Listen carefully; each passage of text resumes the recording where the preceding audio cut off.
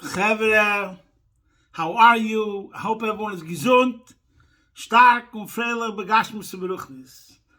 Today we're holding Yemei Tashlumim, Isur Chag HaShavuos, Erev Shabbos Kodesh, Parshas Naso. We have to discuss the connection between all these things, but we'll start as usual with Tzedakah. Hashem should help.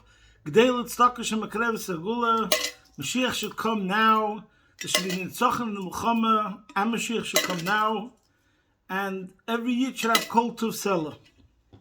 We'll start with a prayer as usual, which is connected to every single one of us in a very fundamental way, and that's what we said during the Shemoneh Esrei of the Shalosh HaGolim. Ato ato v'chartonu mikol ha'amim.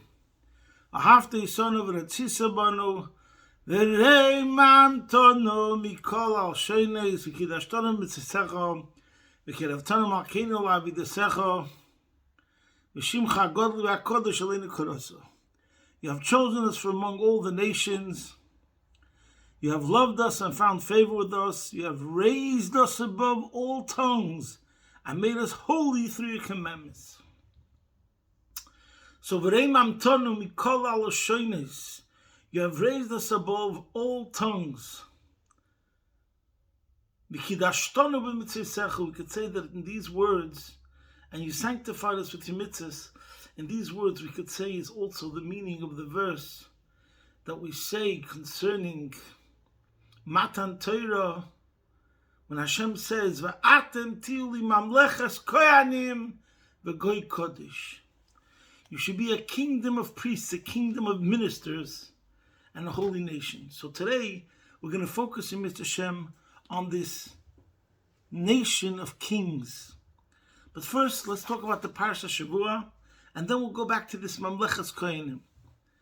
It's so amazing that in this week's Parsha and last week's Parsha was Bamidbar, and we started the Sefer Bamidbar, and this week's Parsha is Parshas Naso. But in the beginning of both Parshas Bamidbar and Parshas Naso are very similar, and they both start with taking a census. And we spoke last week that the word Bamidbar we use for counting, even though the literal translation of the word Bamidbar is desert. So when we speak about counting, last week the Pasuk used the word Su'us Rosh, take a census. That's the way it's translated in many translations. And then this week's Pasha, we say Naso Rosh, also translated in many translations, take a census. But literally, as some of the Rishonim speak, the words both Su'us Rosh and Naso Rosh could be translated as elevate the head, raise the head, lift up the head. So what is this meaning of counting connected to elevate the head, raise the head, lift up the head? So, behemshich, the continuation we spoke last week, we could say that maybe one of the meanings of Naso Rosh means to look at the person as an individual. Like we said last week, that even though on the one hand, when you count, everyone only counts as a one. So that shows on the collective, how everyone's the same. But then there's how every single person brings his individualistic characteristics and talents and individuality, his uniqueness he brings to the table. He has something he has to accomplish that no one else can accomplish. And that's why the word that talks about counting, which is something that's across the entire nation, which on the one hand represents equality, we say no. Elevate the head, raise the head, lift up the head, which means it's about lifting up the person, giving him a sense of empowerment. Gawa, you got the power. We lift up the person. So that's one interpretation. That means, and by the way, the fact that last week Parsha was called Bamidbar, even though the Parsha started and began with similar words as this week's Parsha, and nevertheless this week's Parsha is called Naso, that means that this theme of Naso is more in this week's Parsha than last week's Parsha. And one reason is because this week's Parsha, this year, you can say, is post-Matan Torah, after V'rei Mamtonu. So therefore, we're all uplifted, and we reached levels of transcendence, which is only possible because of the God infusion in every single one of us as a chelik elikam imal mamish. We have special powers. But let's take it step by step. So first of all, there's one interpretation of Naso Yisroish. The person should feel uplifted. He should feel empowered. He has unbelievable potential. Every single one of us has unbelievable potential. And whenever we speak about this idea in Yiddishkeit, it's not a contradiction at all to humility. As the Rebbe spoke many times about the chosen nation, it's a schus and a choiva that go together. It's a merit, we were chosen, but at the same time, they give us an obligation. As we spoke many times, and now's not the time to get into it, the concept of a king servant, he serves the public service. He's the most humble. Like we see about Moshe Rabbeinu, Moshe ya'onav mikol adam asher al pnei adam. So the greater in Yiddishkeit the person is, kol ha'korev yoser kala.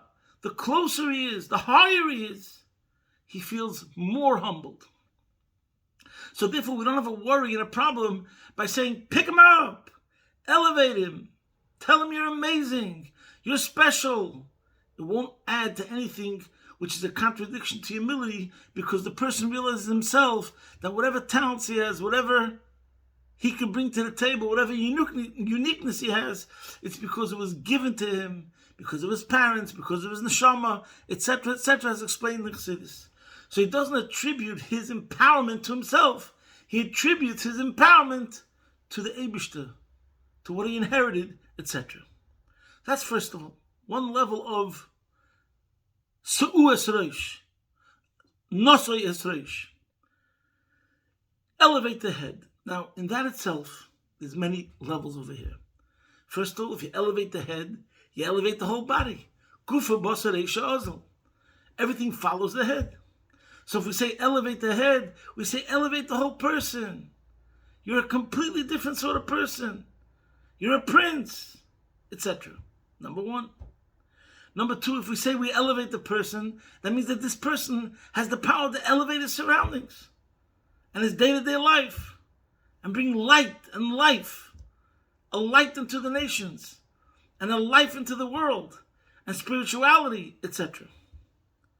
But then, more particular, there's a Yom of Beis Sivan, where he also, before we get to that, another point is, Naso Yisroish, make the head paramount, which means, for example, remember Moich Shalta Lev, as Chabad Chassidus talks about, the brain dominates the heart. You have to remember you have a head. A head represents academia, study, learning Torah, the paramount, supreme importance of Talmud Torah. So that's what it means, make the head paramount. Make the head superior. Make the head the leader. That's another interpretation of Naso Yisroish. Then there's a higher interpretation. In Hayom Yom Beis Sivan, he says that there's a level of Neshama called head, which is not even the ultimate level. And it means that Naso Yisroish, even that part of Neshama, which is called Roish, that also has to be elevated. And sometimes it explains that that level of Roish has to be elevated to the Etzam HaNefesh, the essence of the soul itself. And then sometimes it takes it even further, and it says that even the Etzam HaNefesh, the highest levels of your godly soul, becomes elevated through doing Torah mitzvahs on this world.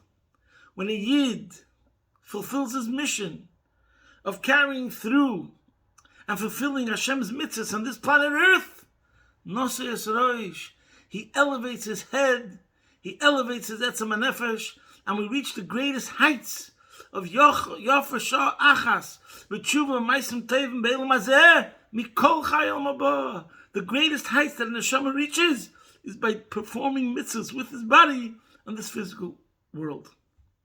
Okay, now what does it all mean practically in a certain sense? These words Naso is Reish. And as we said, V'rei Mamtanu, Hashem elevated us, are connected to the words which we said on Shavuos. And this is the direct connection. Today is Isser Chag Shavuos. What's the takeaway from Shavuos? And what happened on Shavuos? Many things happened. And most Sichos and Maimorim talk about the idea that it was the marriage between heaven and earth, and God comes down onto planet Earth. But there's a Sicha in Chelik Yud Ches, Chag HaShavuos Beis, a phenomenal Sicha, where the Rebbe talks about the Pasuk, V'atem tiyu li mamleches koyanim v'goy kodesh, that Hashem chooses us and He says, you will be for me, unto me, a kingdom of ministers. And Rashi says over here, in Parshas Yisrael, on the words, Mamleches Koyanim, V'atem tiyu li, what does Rashi say? Sorim. Sorim means officers. Officers. Noblemen, they translated ministers. And that's why Rashi has to say over here, Sorim. Kimo da'at Omar, as it says in the Pasuk, Uvnei David Koyanim Hoyu. Now this is an amazing proof. Uvnei David, the children of David. What does David represent? David represents Keser Malchus, the family of the kings. Malchus based David. So the family of kings are called in the verse, Uvnei David Koyanim Hoyu. So it doesn't mean that they were literally Koyanim, because they don't have the Keser Kohuna. So over here we see that the Pasuk, when it says Mamleches Koyanim, a nation of royal, a kingdom of officers, which means like Uvnei David, kings. And this is what the Rebbe elaborates in the Sikh of Shavuos. He connects it to Moshe Rabbeinu, David HaMelech, and the Baal Shem Tov, the three tzaddikim that are related to the Yom Tov of Shavuos. But we'll leave that for another time. But we'll talk about the practical implications of what he says over there, and how I believe, in my very humble opinion, that this is absolutely essential these days, right now. Tov Shin Pei Dalet. The Rebbe says, what does it mean, V'atem tiyu li mamleches koyanim? That every Yid is a king. Every Yid is a balabasa Welt. Every single Yid is on top of the world. He rules over the world. He's master of the universe. What does it mean he rules over the world? That means that the laws of nature, the laws of humanity, the laws of creation, the laws of existence do not apply to the Jewish nation. As everyone has been speaking in the last couple of months, as we say in the Haggadah, B'chol dover doir, Oim dim aleinu l'chaliseinu, v'HaKadosh Baruch Hu matzalenu miyodam. And the Rebbe spoke many times in the Pasuk that every single Yid is a walking miracle. I forgot the Lashon of the Haftarah, where it says over there that every Yid, Tilasa Yisaperu. But every single Jew, Tilasa Yisaperu, is a walking testimony and a witness to the infinity of Hashem. It makes no sense that the Jewish nation should still exist. It's amazing that we already said this more than 1,000 years ago in the Haggadah, that B'chol Dever Deir Oimdim Aleinu L'chaliseinu. There's always going to be those that wish to abolish us, decimate us, destroy us, annihilate us. And we're being told with a certainty, V'HaKadosh Baruch Hu matzalenu miyodam. What's the answer? There's no answer. And that's why Mark Twain, in his famous article about the Jews and on the Jews, he wrote, what is the secret of their immortality? There is an answer. The world doesn't know the answer, but we know the answer. And the answer is because Ato v'chartonu mikol ha'amim. Since Hashem chose us, Eved Melech Melech, since we serve Hashem and we connect Hashem, we get powers of Hashem. And that's why the answer, what is the secret of their immortality? The secret of the immortality of the Jewish nation is Yisrael, Eiraisa, V'kuchebericho, Kulachad. When a Yid is connected to the Torah, which is Hashem Himself, and we connect with Hashem Himself, so no power of this earth could affect a Jew or the Jewish nation. And what it means practically is that if there are ever any hindrances and obstacles to the performance of Torah mitzvahs, we have to realize that a Yid is balabas Welt. That's what it means, that the Eibishter infused us and gave us this ultimate empowerment of kings. A king has a power. Oman Malka or Ketura. A king could move mountains. And we are all infused and injected with Hashem's rulership, Hashem Molech, Hashem Melech, Hashem Yimlech, Leilam Vayed, and every single Yid is B'nai Malachim, V'atem Tili Mamleches Kohenim. A nation of officers, of kings. Every Yid is a king over the world. And as we said before, that obviously this does not bring any haughtiness whatsoever. It's coming out of complete humility. It's not my strength, it's Hashem's strength. And this is why everything we see about the Jews and Yiddishkeit show them this idea how the rules don't apply. Rules of existence, self-preservation, whatever you want to call it, laws of nature don't apply to the Jewish nation. For example, the pasuk that says in Shmois, "Kashi ya'anu esay kein yirbe v'chein yifritz." What's what I'm mishagas this? The more you smash the Jew, and the pasuk says this, "Kashi ya'anu esay," the more you try to crush, oppress the Jews. "Kashi ya'anu esay kein yirbe v'chein yifritz." They become more powerful in direct proportion, of the suffering.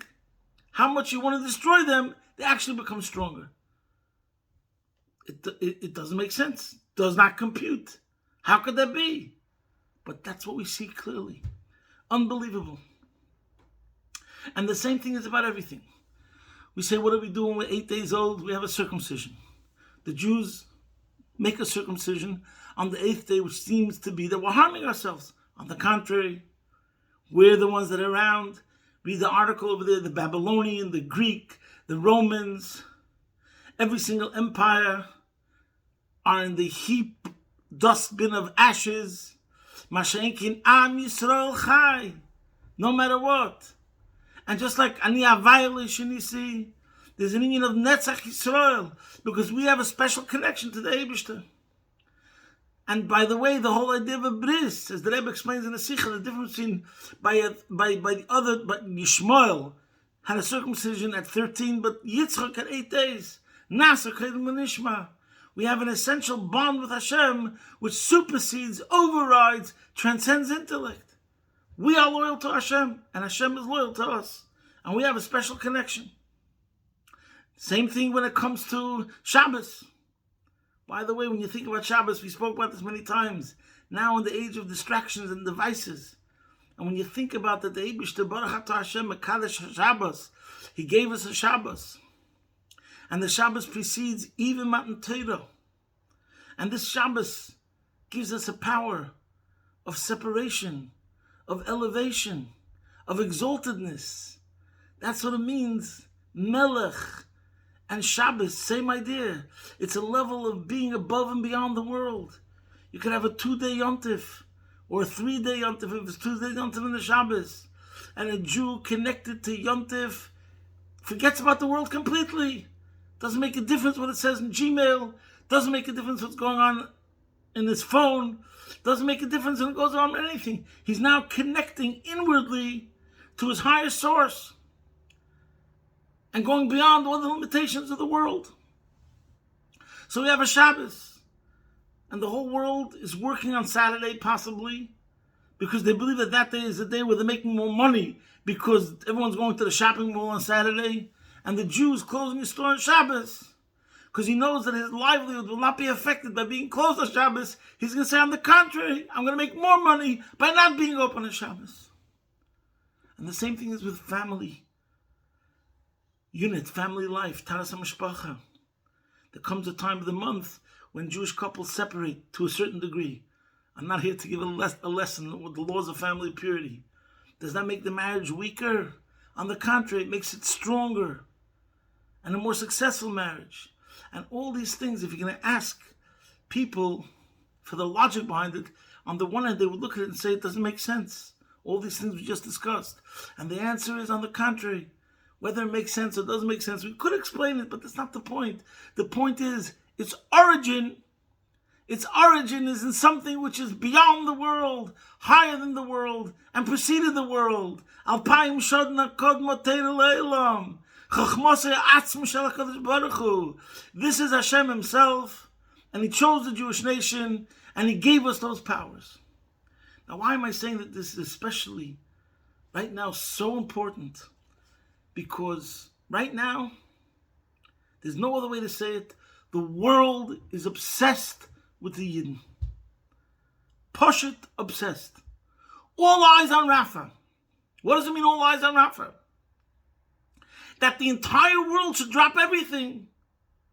And if you're part of the world, whether you live in Pakistan, Afghanistan, or Turkey, or Siberia, or Argentina, or Venezuela, all eyes on Rafa. Every single non-Jew of the world should take the magnifying glass and look exactly what Israel, what the Yidden are doing. Are you normal? They're suffering in Sudan, they're suffering in Syria, they're suffering in Ukraine, they're suffering here, there. That's all not important. What's important what the Jew is doing? So the world, it just happens to be in a negative way, but the world is crying out, clearly, we're different. The entire world is screaming that we are different and we have a double, it's hypocrisy and it's a double standard. But the fact is, the world is screaming at you and saying you're different and therefore we're obsessed with what you do. Makes no sense whatsoever. No sense whatsoever. And that's why the anti-Semitism has come out. Rahman al-Islam. But what we know is, the lesson we have to take is that whenever there's a test and the test is showing the opposite side, we have to go the opposite way. The Nasoyan of the Satan, of the Yetzer Hara, or whatever you want to call the test right now, is that the whole world is going against and coming out with crazy blood libels. Every day crazier than the other day. Completely senseless. Idiotic. Useful idiots. Call whatever you want. And what they can't stand is that a Jew should act like a Jew and have a moral compass, which is the right moral compass. It's like we represent light and everyone else is in a double darkness. Not only are they in darkness, they don't realize they're in the darkness. And the answer is, the solution is, keep on turning the light Shabbos candles. Wear tzitzis outside. Have your yarmulke on your head. And scream and proclaim, I'm a Jew and I'm proud. And we have to keep on screaming, I'm a Jew and I'm proud. And we have a connection to the Eibishter. We are the chosen people. And this is what it says in the good book. And the same thing, the famous Rashi, that Rashi says that he gave us Eretz Yisrael. And anyone who knows history knows the truth. And we have to keep on speaking the truth. And ultimately the truth will prevail. And this is a lesson that we have to take. Like the Pasuk says, Hen om levoded yishkoinu vagoyim lo yischashav. People keep on saying we're getting isolated. Guess what? The Torah said we're already isolated. Hen om levoded yishkoin. That's what the Pasuk says. And the question is, how obvious is it going to become that we're getting more and more isolated? And then the only way is to keep on saying again and again, Ato v'chartonu mikol ha'amim ahavta isonu v'rotzisa bonu v'reim amtonu. And our request to Hashem is that we should be able to strengthen ourselves and that the Eibusha should take away all hindrances and obstacles to the performance of Torah mitzvahs in Zman HaGolus. And our Isarus L'Tata, an arousal from below, should cause an arousal from above, that Hashem should take care of all the problems that are going on and make more and more miracles as the miracles of the 4 hostages that came back alive. And for that we give a Shevet V'Idol HaKadosh Baruch Hu. Just as those 4 hostages came back miraculously, so too all the rest of the hostages should come back miraculously and healthy. And it should be the end of the war and the Dan Notzach. And we should come to the Geula Amitis V'Ashleima, take it from Yad Mamish. posting from my home. Be'ezus Hashem Yisbarach, your man in Melbourne.